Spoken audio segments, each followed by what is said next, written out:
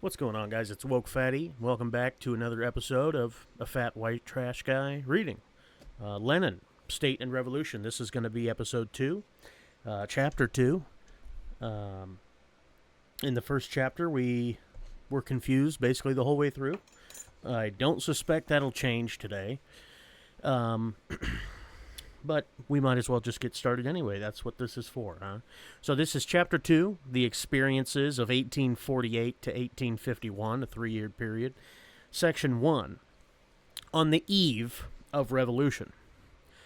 The first productions of mature Marxism, The Poverty of Philosophy and The Communist Manifesto, were created on the very eve of the Revolution of 1848.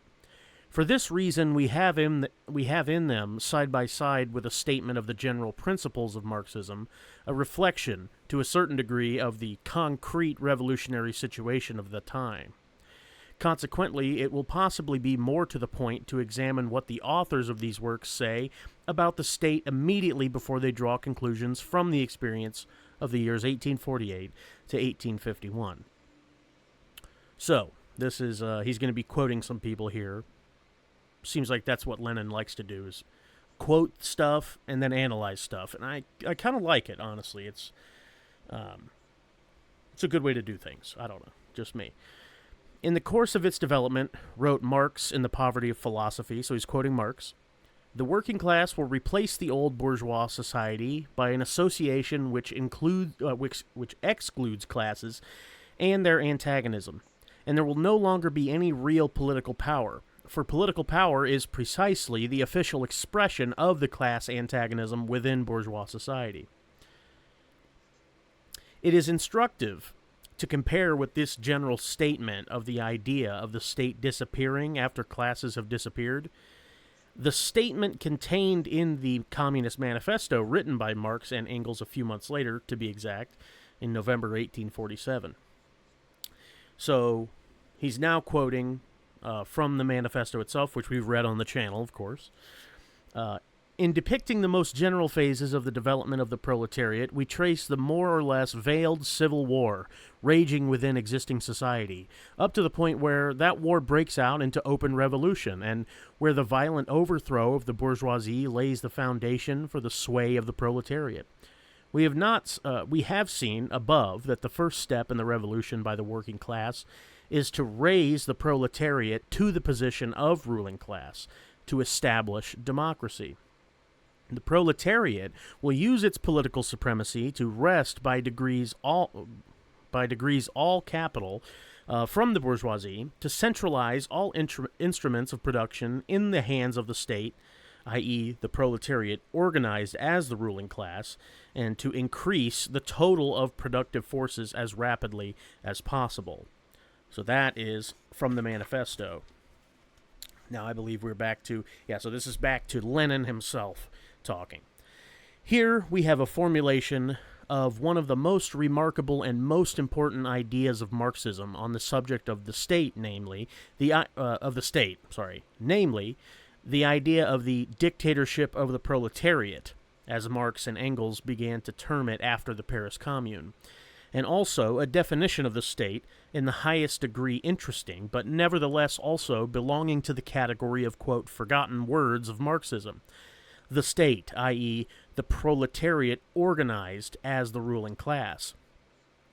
This definition of the state, far from having ever been explained in the current propaganda and agitation literature of the official social democratic parties, has been actually forgotten, as it is absolutely irreconcilable with reformism and is a slap in the face of the common opportunist prejudices and Philistine illusions about the peaceful development of democracy, in quotes there. I think he's being sarcastic. The proletariat needs the state. This is repeated by all the opportunists, social chauvinists, and Trotskyists who assure us that this is what Marx thought. They forget, however, to add that in the first place, the proletariat, according to Marx, needs only a state which is withering away, i.e., a state which is so constituted that it begins to wither away immediately, and cannot but wither away. And secondly, the workers need, quote, a state, i.e. the proletariat organized as the ruling class. The state is a special organization of force. It is it is the organization of violence for the suppression of some class. What class must the proletariat suppress? Naturally, the exploiting class only, i.e., the bourgeoisie. The toilers need the state only to overcome the bourgeoisie. Oh, sorry, I fucked that up. The toilers need the state only to overcome the resistance of the exploiters, and only the proletariat can direct this suppression and bring it to fulfillment, for the proletariat is the only class that is thoroughly revolutionary, the only class that can unite all the toilers and the exploited in the struggle against the bourgeoisie, in completely displacing it. The exploiting classes need political rule in order to maintain exploitation, i.e., in the selfish interests of an insignificant minority and against the vast majority of people. The exploited classes need political rule in order completely to abolish all exploitation, i.e., in the interests of the vast majority of the people, and against the insignificant minority consisting of the slave owners of modern times, which are the landowners and the capitalists. The petty bourgeois Democrats, these sham socialists who have substituted for the class struggle dreams of harmony between classes, imagined even the transition to socialism in a dreamy fashion. Not in this form of the overthrow of the rule of the exploiting class, but in the form of the peaceful submission of the minority to a majority conscious of its aims. This petty bourgeois utopia indissolubly, I fucked that word up the first episode, and I think that's indissolubly connected with the idea of the states being above classes, in practice led to the betrayal of the interests of the toiling classes, as was shown, for example, in the history of the French revolutions of 1848 and 1871, and in the participation of, quote, socialists in bourgeois cabinets in England, France, Italy, and other cabinets at the end of the 19th and beginning of the 20th centuries. Marx fought all his life against this petty bourgeois socialism, now reborn in Russia in the Socialist Revolutionary and Menshevik parties. He carried his analysis of the class struggle logically right to the doctrine of political power and the doctrine of the state. The overthrow of bourgeois rule can be accompanied only by the proletariat as the particular class which, by the economic conditions of its existence, is being prepared for this work, and is provided both with the opportunity and the power to perform it. While the capitalist class breaks up and atomizes the peasantry and all the petty bourgeois strata, it welds together, unites, and organizes the town proletariat. Only the proletariat, by virtue of its economic role in large-scale production, is capable of leading all the toiling and exploited masses, who are exploited, oppressed, crushed by the bourgeoisie, not less and often more than the proletariat, but who are incapable of carrying on the struggle for their freedom independently. It's interesting. A lot of times in the modern world, we think of the proletariat as the whole working class, but it's almost as if he's talking about the proletariat in a different way from other working class people. So it almost seems as if the proletariat are like factory workers, and then the toilers are people working, toiling away on farms and, agricultural work and maybe construction. I don't know. I'm not sure exactly what the difference would be considered. And maybe it doesn't even matter because in modern society there's so many different sectors now. I mean, there's factory work. Construction is huge. There's always building shit. Food service, fast food. Fast food didn't exist in, the 1800s and early 1900s. There was no McDonald's, So I'd be interested to hear what he thinks about that, because it is different now. And, I just wonder where everything fits. Who's considered the quote-unquote proletariat? Who are the toilers?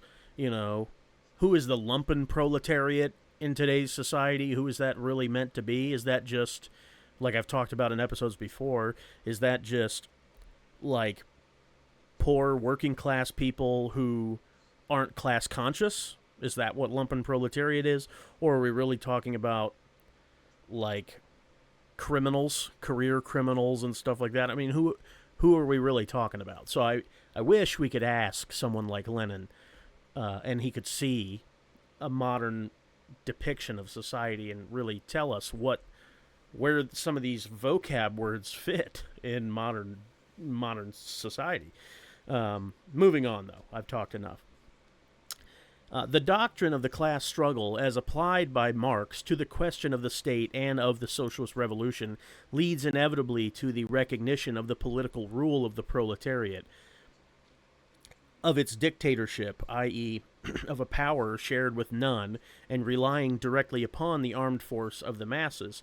The overthrow of the bourgeoisie is realizable only by the transformation of the proletariat into the ruling class, able to crush the inevitable and desperate resistance of the bourgeoisie, and to organize for the new economic order all the toiling and exploited masses. See, that's where he says it again, the proletariat as compared with the toiling and exploited masses. So really, who is he talking about when he says proletariat? If you have an insight on that, timestamp maybe 11:20, something like that, or maybe a little bit before, I'd love to hear it. Not in a negative way. It just is. It's an interesting thing, and like I said, it might be even different now because we're 100 years past this, and the workforce is completely different than it was 110 years ago. The proletariat needs state power, the centralized organization of force, the organization of violence, both for the purpose of crushing the resistance of the exploiters and for the purpose of guiding the great mass of the population, the peasantry, the petty bourgeoisie, the semi-proletarians, in the work of organizing the socialist economy.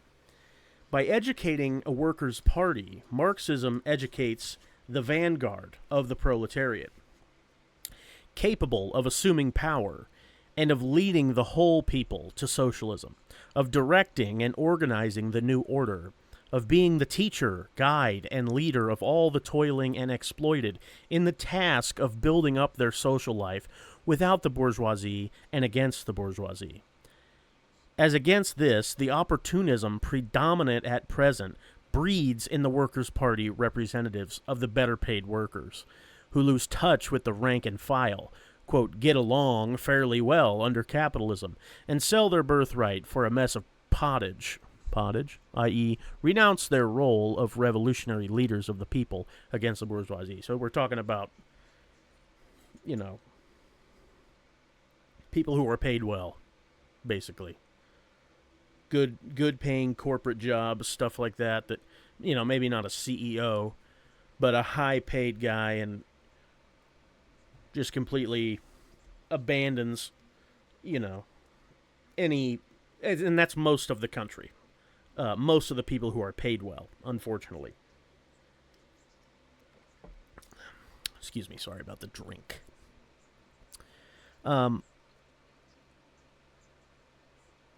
Lost my spot again. Sorry. I've been trying to get better about that, but... Okay, here we go. The state, i.e. the proletariat organized as the ruling class, this theory of Marx's is indissolubly connected with all the teaching concerning the revolutionary role of the proletariat in history. The culmination of this role is Culmination of this role is proletarian dictatorship, the political rule of the proletariat. But if the proletariat needs the state as a special form of organization of violence against the capitalist class, the following question arises almost automatically. Is it thinkable that such an organization can be created without a preliminary breakup and destruction of the state machinery created for its own use by the bourgeoisie? The Communist Manifesto leads straight to this conclusion, and is of the conclusion that Marx speaks when... and it is of this conclusion that Marx speaks when summing up the experience of the revolution of 48 to 51. Okay, so Section 2, Results of the Revolution. On the question of the state, which we are concerned with, Marx sums up his conclusions from the Revolution of 48 to 51 in the following observations contained in his work, The 18th Brumaire of Louis Bonaparte. So he's quoting Marx here. But the revolution is thorough. It is still on its way through purgatory. It is completing its task methodically. By December 2nd, 1851, the day of Louis Bonaparte's coup d'etat, it has completed one half of its preparatory work. Now it is completing the other half. First, it perfected parliamentary power so that it could overthrow it.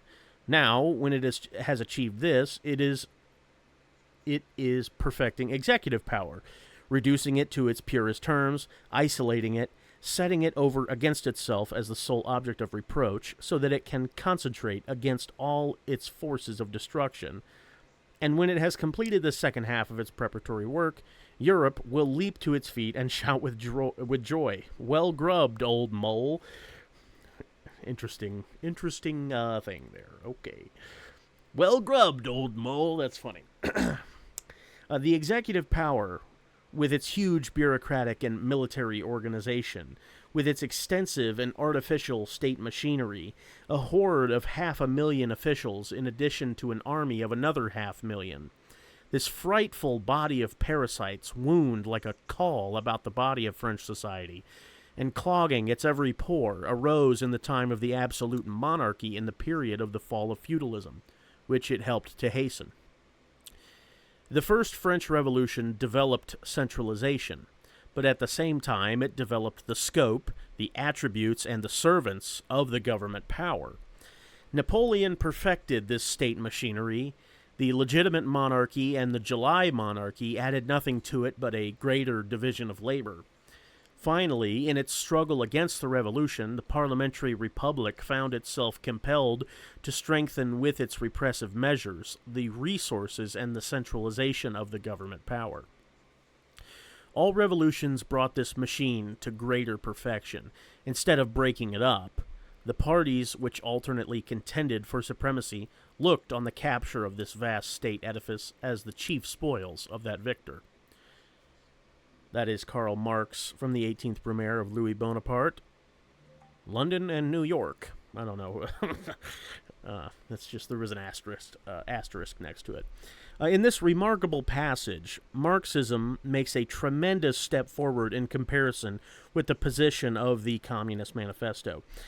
There's the question of the state still is... the question of the state still is treated extremely in the abstract, in the most general terms and expressions. Here, the question is treated in a concrete manner, and the conclusion is most precise, definite, practical, and palpable. All revolutions which have taken place up to the present have helped to perfect the state machinery, whereas it must be shattered, broken to pieces. This conclusion is the chief and fundamental thesis in the Marxist theory of the state. Yet it is this fundamental thesis which has been not only completely forgotten by the dominant official social democratic parties, but directly distorted, as we shall see later, by the foremost theoretician of the Second International, K. Kautsky. In the Communist Manifesto are summed up the general lessons of history, which force us to see in the state the organ of class domination, and lead us to the inevitable conclusion that the proletariat cannot overthrow the bourgeoisie without first conquering political power, without obtaining political rule, without transforming the state into the proletariat organized as the ruling class, and that this proletarian state will begin to wither away immediately after its victory, because in a society without class antagonisms, the state is unnecessary and impossible. The question as to how, from the point of view of historical development, this replacement of the capitalist state by the proletarian state shall take place is not raised here. So we're not going to talk about that right now because he didn't fucking say that. No. But it makes sense, though. I mean, because the state itself is kind of a... When they use the word the state, it is a very abstract term. And sometimes, because it doesn't necessarily just mean the government. You know, like, what is the U.S. State Department? What even is that? It's not the Senate. It's not the House. It's certainly not the Supreme Court or presidency. It's interesting. Moving on. It is precisely this question that Marx raises and solves in 1852. True to his philosophy of dialectical materialism, roll credits, Marx takes as his basis the experience of the Great Revolutionary Years, 1848 to 1851. Here, as everywhere, his teaching is the summing up of experience, illuminated by a profound philosophical world conception and a rich knowledge of history. Glazing this guy right now. I mean, I'm not upset about it. It's just funny. The problem of the state is put concretely. How did the bourgeois state, the state machinery necessary for the rule of the bourgeoisie, come into being? What were its changes? What was its evolution in the course of the bourgeois revolutions and in the face of independent actions of the oppressed classes? What are the tasks of the proletariat relative to this state machinery? The centralized state power peculiar to bourgeois society came into being in the period of the fall of absolutism. Only a Sith deals in absolutism. No, I'm kidding. Two institutions are especially characteristic of this state machinery: bureaucracy and the standing army. In their works, Marx and Engels mention repeatedly the 1,000 threads which connect these institutions with the bourgeoisie. The experience of every worker illustrates this connection in the clearest and most impressive manner. From its own bitter experience, the working class learns to recognize this connection. That is why it so easily acquires, so completely absorbs the doctrine revealing this inevitable connection. A doctrine which the petty bourgeois Democrats either ignorantly and lightheartedly deny or still more lightheartedly admit, quote, in general, forgetting to draw adequate practical conclusions. Roasted. Bureaucracy and the standing army constitute a, quote, parasite on the body of bourgeois society. A parasite born of the internal antagonisms which tear that society asunder, but essentially a parasite clogging every pore of existence. The Trotskyist opportunism prevalent at present within official social democracy considers this view of the state as a parasitic organism to be the peculiar and exclusive property of anarchism.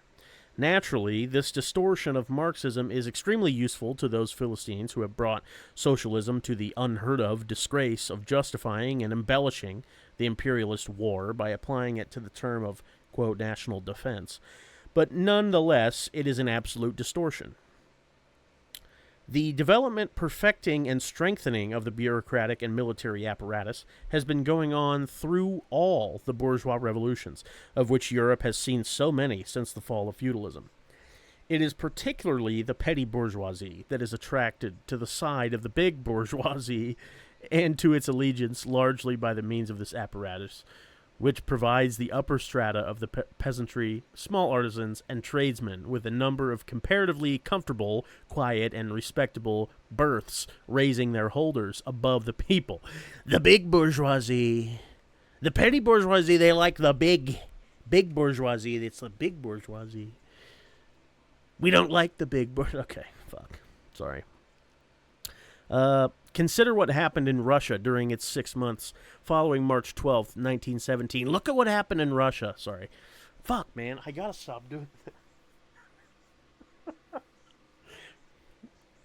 Fuck. I gotta quit.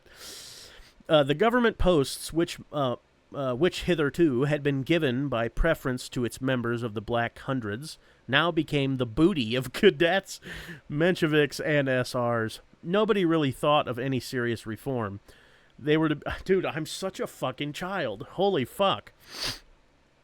They were to be put off until the Constituent Assembly, which, in its turn, was eventually to be put off until the end of the war. Kicking the can down the road, it seems. But there was no delay, no waiting for a Constituent Assembly in the matter of dividing the spoils, of getting hold of the berths of ministers, assistant ministers, governor-generals, etc., etc. The game that went on of changing the combination of persons forming the provisional government was, in essence, only the expression of this division and redivision of the spoils, which was going on high and low throughout the country and throughout the central and local government. The practical results of the 6 months between March 12th and September 9th of 1917, beyond all dispute, are reforms shelved, distribution of officials' berths so accomplished, and mistakes in the distribution corrected by a few redistributions. So basically he's saying there's a bunch of bullshit, sounds like. But the longer the process of reapportioning the bureaucratic apparatus among the various bourgeois and petty bourgeois parties, among the cadets, SRs, and Mensheviks, if we take the case of Russia... Oh, right, sorry, I read that weird. So the longer the process of reapportioning the bureaucratic apparatus goes on, the more clearly the oppressed classes, with the proletariat as their head, realize that they are irreconcilably hostile to the whole of bourgeois society. Hence, the necessity for all bourgeois parties, even for the most democratic and, quote, revolutionary democratic among them, to increase their repressive measures against the revolutionary proletariat, to strengthen the apparatus of repression, i.e., the same state machinery. Nothing really changes, is what he's saying. The people in charge change, but nothing really changes with that first revolution, it sounds like. March 12th. Fucking lost my spot again. Okay. Hence the necessity for all bourgeois parties. Nope, that's not. Such a course of events compels the revolution, quote, to concentrate all its forces of destruction against the state power, and to regard the problem as one not of perfecting the machinery of the state, but of breaking up and annihilating it. It was not logical theorizing, but the actual course of events, the living experience of 1848 to 1851, that produced such a statement of the problem. To one extent, Marx held strictly to the solid ground of historical experience, we can see from that fact. In 1852, what did he do? He turned gay. No, he did not yet deal concretely with the question of what was to replace the state machinery, and that was to be destroyed. Oh, sorry, fuck, bro. He did not yet deal concretely with the question of what was to replace the state machinery that was to be destroyed. That's what he did. He didn't turn gay. He might have, but he also did that. Experience had not yet yielded material for the solution of this problem, which history placed on the order of the day later on in 1871. What could be laid down in 1852 was the accuracy of observation characterizing the natural sciences, was that the proletarian revolution had approached the task of concentrating all its forces of destruction against the state, of breaking up the governmental machinery. Here, the question may arise, is it correct to generalize the experience, observations, and conclusions of Marx to apply them to a wider field than the history of France during those 3 years? To analyze this question, let us recall, first of all, a certain remark of Engels, and then proceed to examine the facts. So he's quoting Engels here. France, wrote Engels in his introduction to the third edition of the 18th Brumaire, is the country where, more than anywhere else, historical class struggles have always been fought through decisive conclusion, to a decisive conclusion, and therefore, bro, I can't fucking see these letters. I'm putting my glasses on. I'm sorry. Small pause. I never wear my glasses, but some of the text is pretty small, and I can't get close enough because the mic's in the way, and I'm fucking, sorry. Let's see if it helps any. Probably not, but we'll see. France, wrote Engels in his introduction to the third edition of the 18th Brumaire. Oh, fuck, bro, I could see fucking everything. Okay. Let's start over. France, wrote Engels in his introduction to the third edition of the 18th Brumaire, is the country where, more than anywhere else, historical class struggles have always been fought through to a decisive conclusion, and therefore where also the changing political forms within which the struggles developed, and in which their results were summed up, were stamped in sharpest outline. Okay, I don't know what that means. The center of feudalism in the Middle Ages, the model country since the Renaissance, of a rigidly unified monarchy in the Great Revolution of France, in a more classical form than any other European country. Fuck, I just skipped a whole line. Fuck, dude. I'm sorry, guys. Holy fucking shit. The center of feudalism in the Middle Ages, the model country of a rigidly unified monarchy in the Great Revolution, France shattered. Holy shit! Regain, dude. Let me get it. Sorry for everyone out there. I'm failing you. The center of feudalism in the Middle Ages, the model country of a rigidly unified monarchy. In the Great Revolution, France shattered feudalism and established the unadulterated rule of the bourgeoisie in a more classical form than any other European country.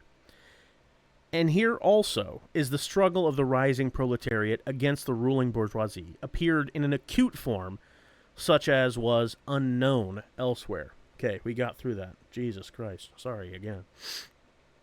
The last sentence is out of date, inasmuch as there has been a lull in the revolutionary struggle of the French proletariat since 1871, though, long as this lull may be, it in no way excludes the possibility that in the coming proletarian revolution, France may once more reveal itself as the traditional home of the struggle of classes to a finish.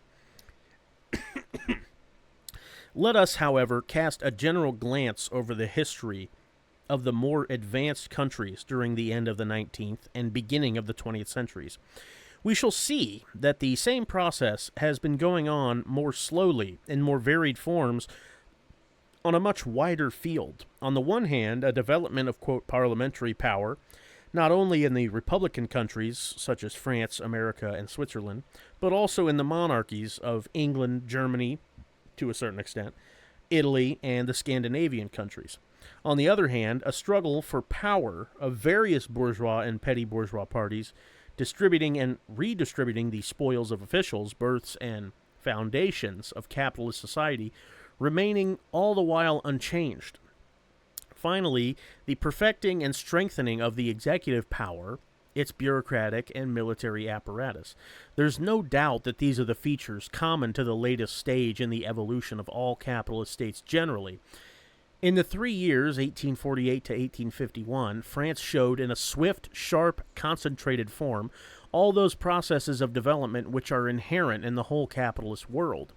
Imperialism in particular, the era of banking capital, the era of gigantic capitalist monopolies, the era of the transformation of monopoly capitalism into state monopoly capitalism, shows an unprecedented strengthening of the state machinery and an unprecedented growth of its bureaucratic and military apparatus, side by side with the increase of repressive measures against the proletariat, alike in the monarchical and the freest republican countries. So it doesn't matter if you're in a quote-unquote democratic republic or if you have a king.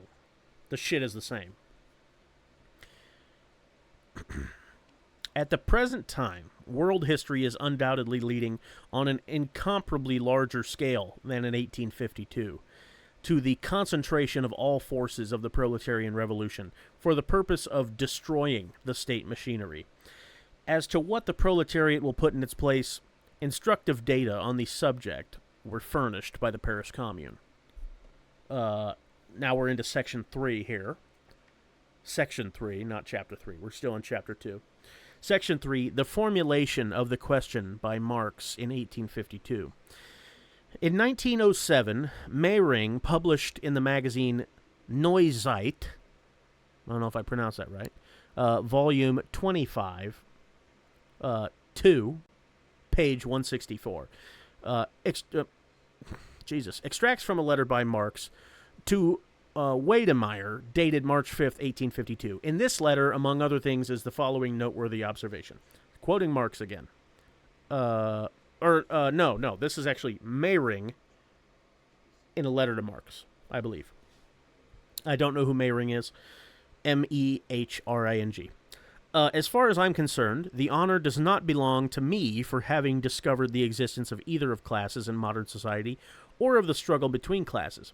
Bourgeois historian... Oh, it is Marx. Fuck, dude. I'm sorry. Okay. It was by Marx to Wedemeyer. Published by Mayring. My apologies. It doesn't even matter. I don't even think anyone cares. But, so I'll start over. This is Marx talking. As far as I'm concerned, the honor does not belong to me for having discovered the existence either of classes in modern society or of the struggle between classes. Bourgeois historians, for a long time before me, expounded the historical development of this class struggle, and bourgeois economists, the economic anatomy of classes. What was new on my part was to prove the following. One, that the existence of classes is connected only with certain historical struggles which arise out of the development of production. And two, the class struggle necessarily leads to the dictatorship of the proletariat. And three, that this dictatorship itself is only a transition to the abolition of all classes and to a class society. In these words, Marx has succeeded in expressing with striking clearness, first, the chief and concrete differences between his teachings and the teachings of some cuck. No, that's probably what he's going to say, though. And those of the most advanced and profound thinkers of the bourgeoisie. Yeah, so basically cucks. And second, the essence of his teachings concerning the state. The main point in the teaching of Marx is the class struggle. This has very often been said and written. But this is not true. Out of this error, here and there, springs an opportunist distortion of Marxism, such as falsification of it to make it acceptable by the bourgeoisie. Yeah, don't placate to these motherfuckers, man. Sorry, little aggressive. The theory of this class struggle was not created by Marx, but by the bourgeoisie before Marx, and is generally speaking acceptable to the bourgeoisie. He who recognizes only the class struggle is not yet a Marxist. He may be found not to have gone beyond the boundaries of bourgeois reasoning and politics. To limit Marxism to the teaching of the class struggle means to curtail Marxism, to distort it, to reduce it to something which is acceptable to the bourgeoisie. A Marxist is one who extends his acceptance of class struggle to the acceptance of the dictatorship of the proletariat. Herein lies the deepest difference between a Marxist and an ordinary, petty, or big bourgeois. On this touchstone, it is necessary to tent a real understanding and acceptance of Marxism. And it's not astonishing that when the history of Europe put before the working class this question in a practical way, not only all opportunists and reformists, but all Trotskyists turned out to be miserable Philistines and petty bourgeois Democrats, denying the dictatorship of the proletariat. Kautsky's pamphlet, Dictatorship of the Proletariat, published in August 1918, i.e. long after the first edition of this book, is an example of petty bourgeois distortion of Marxism and base renunciation of it in practice. While hypocritically recognizing in words of... While hypocritically recognizing in its words... What the fuck? While hypocritically recognizing in words, see my pamphlet, The Proletarian Revolution, and the renegade Kautsky, Petrograd and Moscow, 1918. Sorry, it was fucking weird. Like, the line ended, and then the very next line below it started with parentheses, and it just didn't seem like that was the end of the sentence, so it fucked me up. I wonder if it's an error. The present-day opportunism, in the person of its main representative, the former Marxist K. Kautsky, comes wholly under Marx's characterization of the bourgeois position, as quoted above. For this opportunism limits the field of recognition of the class struggle to the realm of bourgeois relationships. Within this realm, inside of its framework, not a single educated liberal will refuse to recognize the class struggle, quote, in principle. Opportunism does not lead the recognition of class struggle up to the main point, up to the period of transition from capitalism to communism, up to the period of overthrowing and completely abolishing the bourgeoisie. In reality, this period inevitably becomes a period of unusually violent class struggles in their sharpest possible forms, and therefore the state during this period inevitably must be a state that is democratic in a new way for the proletariat and the poor in general, and dictatorial in a new way against the bourgeoisie. Further, the substance of the teachings of Marx about the state is assimilated only by one who understands that the dictatorship of a single class is necessary not only for any class society generally, is necessary not only for any class society generally, not only for the proletariat which has overthrown the bourgeoisie, but for the entire historical period which separates capitalism from classless society, from communism. The forms of bourgeois states are exceedingly variegated, but their essence is the same. In one way or another, all these states are in the last analysis inevitably a dictatorship of the bourgeoisie. The transition from capitalism to communism will certainly bring a great variety and abundance of political forms, but the essence will inevitably be only one: the dictatorship of the proletariat. And that is the end of Chapter 2, so we will end it here. Come back next episode for Chapter 3. I don't really have much commentary on that other than to say, there is a lot of... I have a lot of friends who Lenin would probably consider anarchists and social democrats. I don't hold any of this against them because who the fuck knows what really works? This is scientific theory, and but I will say I'm not going to be afraid of the word dictatorship anymore, right? Because a military dictatorship, or like a dictatorship of Mussolini or the fucking painter Adolf Hitler, fuck you, buddy. Hope you're burning in hell. Mussolini too. You can both fuck off. Or Pinochet or Batista, any of these people who are dictators, has made people think that the word dictator instantly means evil military repression, right? So when we say dictatorship of the proletariat, that's just the connotation that people have, is that it's evil. But the thing is, and so this is where we need to understand that the word dictatorship, as written by these people in the 1800s and early 1900s, they're not writing it with the same connotation that we have in 2026, because we saw all the dictators long after these people had already passed away. So it's just not the same. So they're writing the word dictatorship in its raw word. Like if you say to dictate how things go, it's just meaning the proletariat is who is making decisions and deciding how things work. And that's really the only commentary I have on that, is that we don't need to be afraid of the word dictatorship when it comes to dictatorship of the proletariat. I don't think it's something to be afraid of. I don't think communists are going to come take your house. They would take your boss's house and give it to you, or your landlord's house and give it to you. So yeah, I don't think you need to be afraid of it.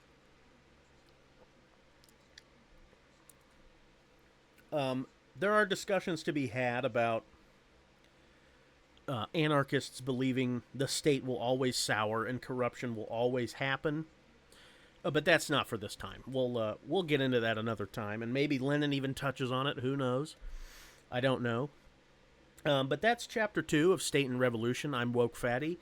I hope to see you here next time. We'll read Chapter 3. Protect your community.